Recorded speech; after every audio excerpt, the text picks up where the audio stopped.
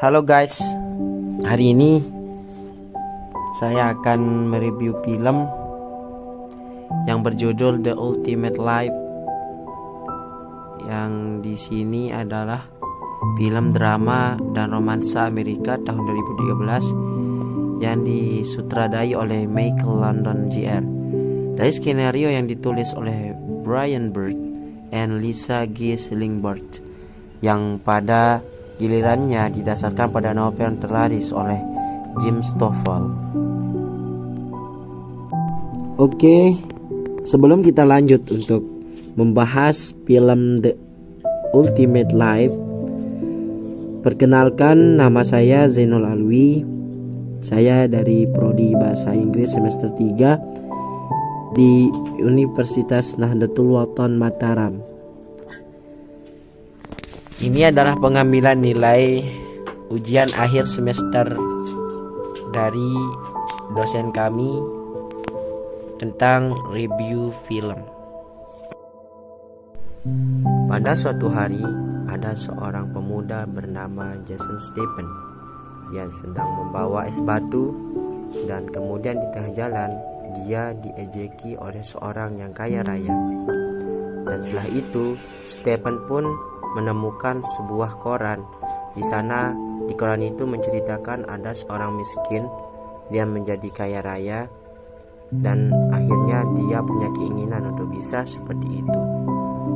Kemudian setelah itu, pada malamnya Stephen kemudian curhat kepada ayahnya, tetapi ayahnya bilang itu tidak mungkin karena kita adalah orang yang sangat miskin.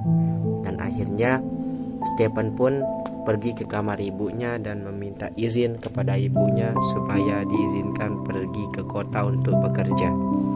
Setelah itu akhirnya Stephen pun langsung berangkat pagi-pagi itu ke kota.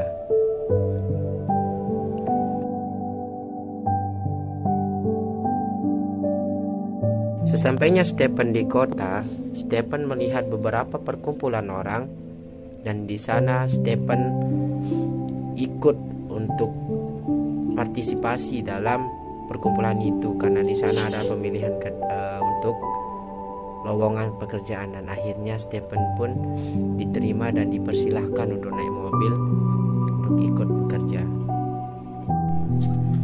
Pagi harinya Stephen pun mulai bekerja dengan membuat pagar. Sebelum itu dia mendirikan tiang-tiangnya, akan tetapi tiang yang ditanam oleh Stephen itu tidaklah kokoh. Kemudian dia pun diajar oleh temannya Stephen. Dan malamnya Stephen pun pergi ke rumah bosnya. Dan di rumah bosnya itu Stephen bertanya-tanya, bagaimana cara kita supaya bisa menjadi orang yang kaya raya. Di sana Stephen diberikan motivasi bagaimana cara menjadi orang kaya raya. Di sana kamu harus mempunyai tekad yang kuat dan berprinsip kamu bisa. Dan akhirnya pagi hari Stephen pun bangun dan membuat pagar.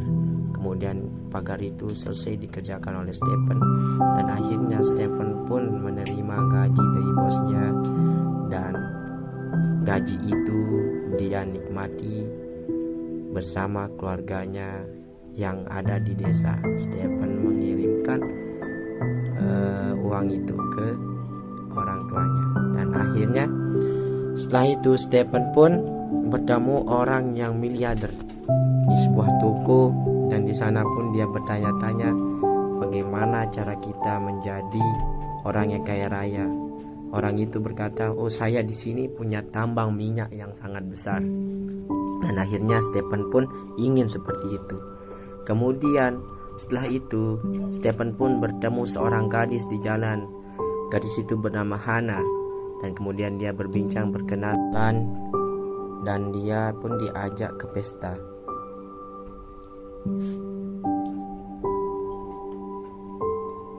Setelah itu pagi harinya Stephen pun mendatangi sekolah Hannah, dan di sana dia menyebut Hannah. Tetapi di sana Stephen diejek oleh orang yang kaya raya. kamu tidak bisa mendapatkan Hana, karena hanya orang yang kaya raya yang bisa mendapatkan dia. Dan Stephen pun bilang, saya juga bisa menjadi orang yang kaya raya suatu hari. Melihat kegigihan itu, Hana pun mengajak Stephen ke ruang prasekolah, dan kemudian di sana Stephen pun akhirnya masuk sekolah, dan dia sekolah sambil bekerja. Dan setelah itu Stephen melihat brosur pendaftaran tentara, dan kemudian Stephen pun akhirnya dia lulus menjadi tentara.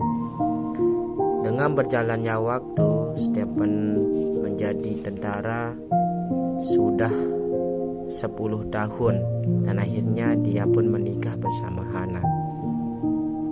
Setelah itu juga Stephen mengumpulkan beberapa uang, dan uang itu dia gunakan untuk membeli mesin bor untuk perusahaan tambang minyaknya. Dan di sana dia memulai untuk mengebor mencari minyak. Akan tetapi tidak ada hasil sama sekali yang dihasilkan olehnya. Kemudian anak buah Stephen pun berkata, itu tidak mungkin. Tapi Stephen tetap berpegang teguh. Apabila kita menggali lebih dalam, pasti banyak sekali minyak yang kita akan dapat. Tetapi kemudian anak buah Stephen pun meninggalkannya, dan Stephen pun pulang dan merasa sedih karena uangnya banyak dihabiskan untuk membeli alat tebor. Dan akhirnya dia menyewa seorang pengukur tanah dan melihat tanah apakah di sana banyak sekali minyak. Kemudian akhirnya dia menemukan tanah yang dapat menghasilkan banyak minyak, dan Stephen pun pulang dan tersenyum karena dia akhirnya menemukan minyak, dan dia pun kemudian melanjutkan untuk pekerjaannya.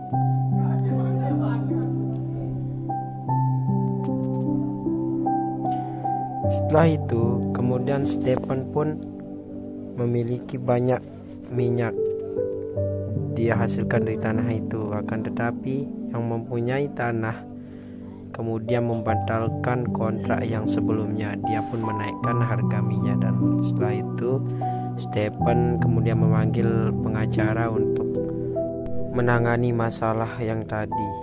Kemudian dia pun akhirnya yang punya tanah pun bersalah. Dan setelah itu Stephen memiliki ladang minyak yang begitu besar. Kan tetapi Jason tidak merasa puas, karena di samping ladangnya itu pasti masih ada lagi minyak yang akan kita hasilkan. Tetapi yang mempunyai ladang mempunyai inisiatif untuk membuat suatu pipa lengkung yang dapat menyedot minyak, dan kemudian di sana mereka dapat minyak yang banyak. Setelah itu Jason pun juga ingin membeli sebuah pabrik penyaring minyak dan juga untuk jual beli minyak tersebut. Kemudian dia pun menuju ke pemilik pabrik, dan dia di sana menunggu hasil daripada pemilik pabrik, apakah memang dia ingin menjualnya apa tidak. Dan kemudian dia dijanjikan untuk sampai hari Natal. Mendekati hari Natal, mereka pun belum dikasih jawaban oleh pemilik pabrik, dan kemudian pengacara Stephen minta izin untuk balik ke rumahnya untuk merayakan hari Natal. Kan tapi Jason tidak mengizinkannya karena pabrik ini sangatlah penting. Dengan berdepatannya dengan hari Natal itu, akhirnya hasil daripada pemilik pabrik itu pun ingin menjual pabriknya, dan kemudian Stephen pun menjadi orang yang sangat kaya raya. Kemudian suatu hari Stephen pun mendapat sebuah telepon bahwasanya pengacaranya itu kecelakaan dan organ dalam pengacaranya tidak berfungsi. Kedua ginjal pengacaranya tidak bisa berfungsi dengan baik. Akhirnya di sini pun Stephen melihat bahwasanya uang itu bukan segala-galanya, harta itu bukan segala-galanya, karena dia melihat bahwasanya di sana sahabat yang pernah menolongnya itu, yang menemani dari nol, sekarang terletak di rumah sakit, dan akhirnya Stephen pun membantu untuk menyumbang ginjalnya yang satu. Dan kemudian di sana Stephen mulai sadar dan mulai menyumbangkan beberapa hartanya untuk orang-orang yang tidak mampu. Dan akhirnya di sini pun dia hidup dengan senang. Bahwasanya kita bisa simpulkan uang itu sifatnya sementara. Nah, itu saja, sekian. Assalamualaikum warahmatullahi wabarakatuh.